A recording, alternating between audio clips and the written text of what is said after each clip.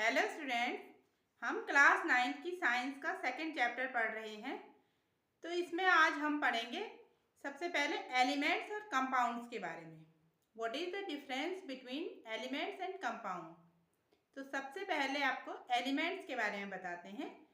Elements जो होते हैं वो क्या होते हैं, एक ही प्रकार के एटम्स से बने हुए होते हैं। एलिमेंट जो होते हैं एक ही प्रकार के एटम्स से बने होते हैं, जबकि जो कंपाउंड होते हैं वो दो या दो से अधिक प्रकार के एटम्स से बने हुए होते हैं। एलिमेंट्स जो होते हैं उनको सिंपलर फॉर्म में नहीं तोड़ सकते हैं, उससे छोटा फॉर्म में उनको नहीं तोड़ सकते हैं, जैसे जबकि कंपाउंड को उसके कंपोनेंट्स में तोड़ सकते हैं।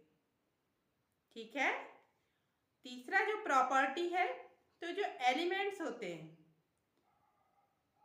एलिमेंट्स का जो एग्जाम्पल है वो है जैसे hydrogen, helium, lithium, beryllium, boron, carbon, nitrogen, oxygen, sodium, magnesium, aluminium.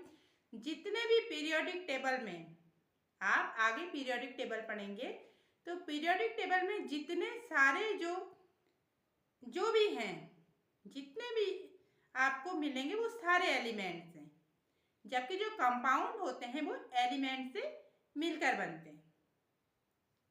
ठीक है। एलिमेंट का एग्जाम्पल आपको दे दिया। कंपाउंड्स के एग्जाम्पल है जैसे water, common salt sodium chloride, HCl, NaOH। ठीक है। तो ये सारे एग्जाम्पल हैं कंपाउंड्स के। एलिमेंट्स तीन प्रकार के होते हैं, मेटल, नॉन मेटल और मेटेलॉइड्स। जो मेटल होते हैं उनकी कुछ प्रॉपर्टीज़ हैं। तो मेटल की प्रॉपर्टी है, एक तो वो शाइन करते हैं, ठीक है, उनमें लस्टर होता है, यानी कि वो चमकदार होते हैं। दूसरा क्या होता है, they are good conductor of electricity and heat. ठीक है, तो इलेक्ट्रिसिटी और हीट के गुड कंडक्टर होते हैं। तीसरा होता है दे आर डक्टाइल। एक टर्म आ रहा है ductile, they are ductile. Ductile मतलब इनसे हम तार बना सकते हैं। ठीक है, तो डक्टाइल होते हैं। अगला है ये मैलिएबल होते हैं, दे आर मैलिएबल। मैलिएबल का मतलब है इन्हें हथौड़े से पीट करके इनकी आप थिन शीट बना सकते हो। ठीक है, जैसे लोहा हो गया, उसे हथौड़े से पीट के कैसा भी आकार दे सकते हैं। गोल्ड हो गया, सिल्वर हो गया, है ना, कॉपर, प्लैटिनम, कॉपर, तो ये सारे क्या होते हैं, मैलिएबल होते हैं। इसके अलावा ये सोनोरस होते हैं। सोनोरस मीन्स, सोनार जो वर्ड आता है वो आता है साउंड के लिए। सोनोरस, सोनोरस होते हैं, यानी कि जब इन्हें पीटते हैं तो पीटने पर क्या होती है, आवाज करते हैं, पीटने पर आवाज करते हैं, तो दे आर सोनोरस। इनके एग्जाम्पल हैं आयरन, कॉपर, गोल्ड, सिल्वर, है ना, these aluminium, these all are sodium, potassium, these all are the example of metals। दूसरे हैं नॉन मेटल्स। नॉन मेटल यानी मेटल के अपोजिट इनकी प्रॉपर्टीज होती है। पहली बात, इनमें शाइन नहीं होती। दूसरा, ये बैड कंडक्टर होते हैं, they are poor conductor of heat and electricity. तीसरा क्या होता है इनमें कि अगर इन्हें पीटेंगे तो टूट जाएंगे। मैलिएबल नहीं होते हैं, डक्टाइल नहीं होते हैं, और जैसे इनको पीटेंगे तो आवाज़ नहीं करते मेटल की तरह। ठीक है, आपने देखा होगा कि आप एक लोहे की कढ़ाई पर आप किसी चीज़ से मारो तो क्या होगी, आवाज़ होगी, है ना। ऐसे ही आप किसी भी मेटल के बर्तन पर अगर आप मारोगे तो क्या होगी, आवाज़ होगी। लेकिन नॉन मेटल्स में ऐसा नहीं होता है। नॉन मेटल के जो एग्जाम्पल हैं वो क्या है, hydrogen, helium, lithium, these all are the example of non metal. तीसरे होते हैं मेटेलॉइड्स। जो मेटेलॉइड्स होते हैं वो नॉन मेटल और मेटल के बीच के एलिमेंट्स होते हैं। उनमें कुछ प्रॉपर्टीज मेटल की होती हैं और कुछ प्रॉपर्टीज नॉन मेटल की होती हैं। इनके जो एग्जाम्पल हैं वो हैं silicon, arsenic, antimony, astatine, polonium, boron, tellurium, etc. तो these are example of metalloids. ठीक है, इसके अलावा इसमें आता है कि difference between physical and chemical changes. Physical और केमिकल चेंजेस क्या होते हैं? तो फिजिकल यानी कि बाहरी रूप, रंग, आकृति में जो परिवर्तन होता है वो होते हैं फिजिकल चेंजेस। ठीक है, जिसमें कि शेप, साइज और कलर वगैरह बदल जाते हैं, तो इन्हें हम कहेंगे फिजिकल चेंजेस। केमिकल चेंजेस में क्या होता है कि उसके केमिकल कंपोजिशन में चेंज हो जाता है। फिजिकल जो चेंजेस होते हैं वो रिवर्सिबल होते हैं।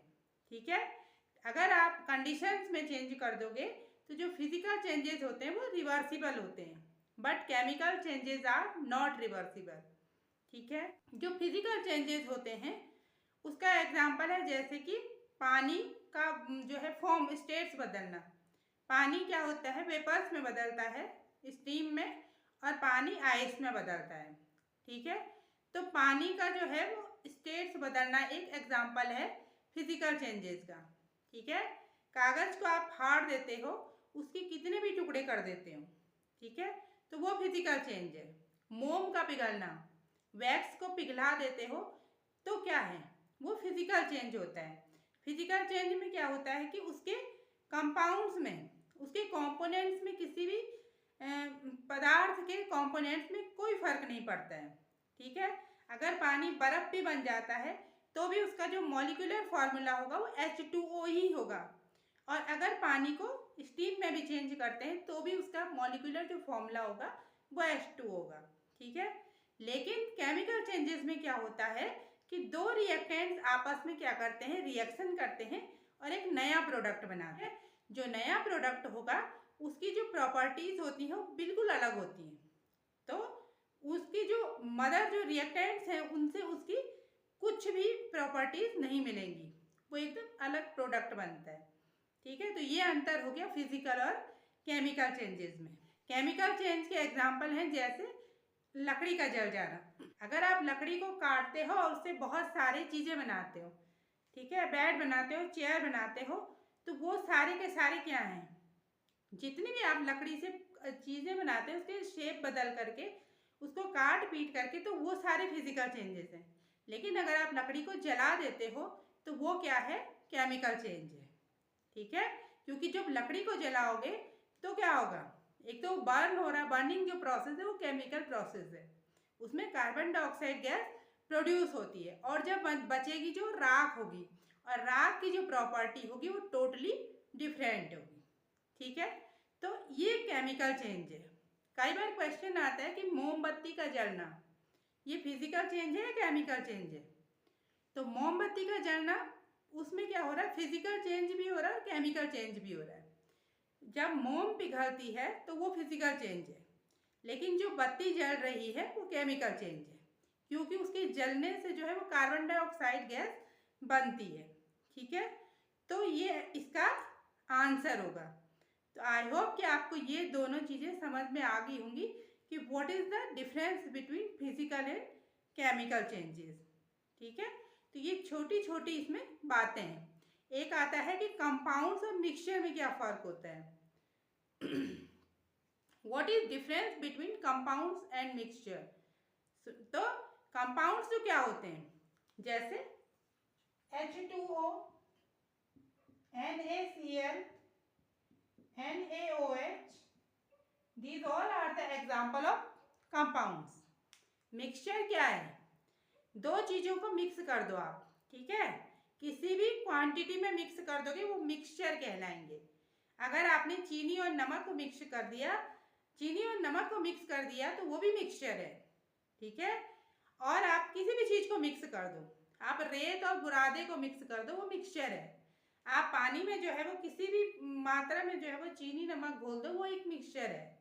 लेकिन कंपाउंड्स क्या होते हैं कि कंपाउंड्स में जो होता है एक निश्चित मात्रा में एलिमेंट्स जो है निश्चित मात्रा में जुड़ते हैं, उनका एक स्पेसिफिक रेशियो होता है।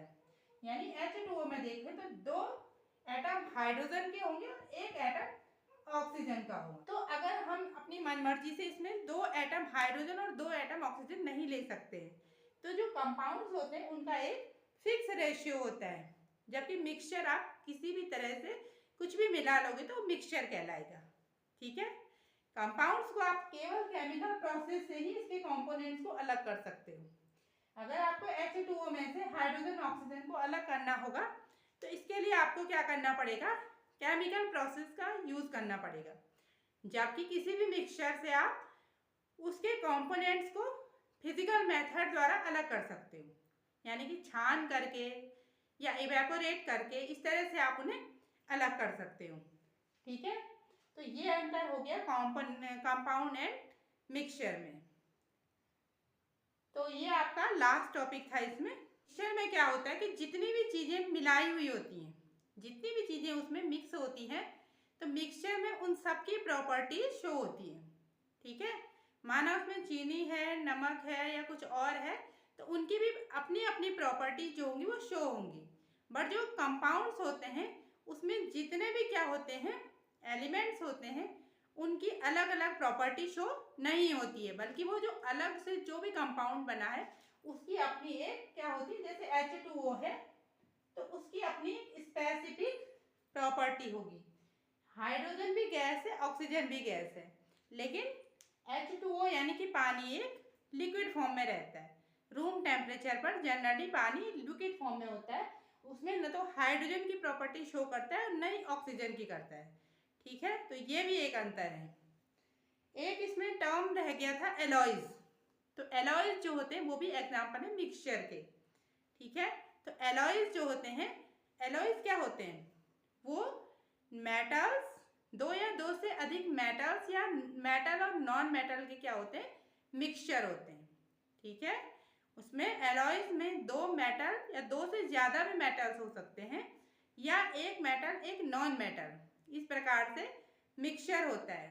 ठीक है, तो एलॉयज के जो एग्जाम्पल हैं वो है आपके पास brass, bronze, steel, stainless steel, और भी बहुत सारे हैं, लेकिन ये कॉमनली यूज्ड होते हैं।